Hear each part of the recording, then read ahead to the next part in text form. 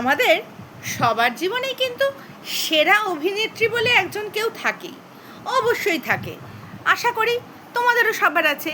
কিন্তু আমি বিগত যা যা অভিনেত্রীকে দেখে এসেছি তারা সবাই এখন পেছনেই পড়ে গেছে।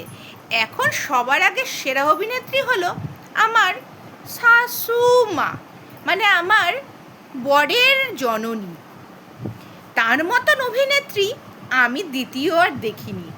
এত সুন্দর অভিনয়ের দক্ষতা তার রয়েছে, মানে এই চলতি যে অভিনয় যারা করে, ধরো যারা সিনেমা করছে, সিরিয়াল করছে, থিয়েটার করছে, তাদেরকে পিছনে ফেলে যাবে গো, একদম সারির 1 নম্বরে এসে দাঁড়াবে। এর মতন অভিনেত্রী আমি বোধহয় দ্বিতীয়টা আজীবনে আমার এই জীবন্ত অবস্থায় আমি আর দেখিনি। সত্যি বলছি গো, তাই তো তোমাদেরকে জানাতে এলাম। অভিনয় যদি দেখতে চাও আমার বাড়িতে চলে এসো। সে বোধহয় অভিনয়টা টলিপাড়ার থেকেই শিখে এসেছে, তার কারণ তার বাড়িটাও টলিপাড়ার দিকেই, একদম কাছাকাছি, তো তাই অভিনয়ের দক্ষতাটা মনে হয় ওখান থেকেই শিখে এসছে। সেই জন্য তার অভিনয় তার বাড়ির লোকেরা চট করে ধরতে পারে না, তার ভাইয়েরা কেউই ধরতে পারেনি। এতদিনে ধরা পড়ে গেছে, কারণ তার অভিনয় আমি বেশি দেখি, তো তাই আমি ধরে ফেলেছি অভিনয়টা।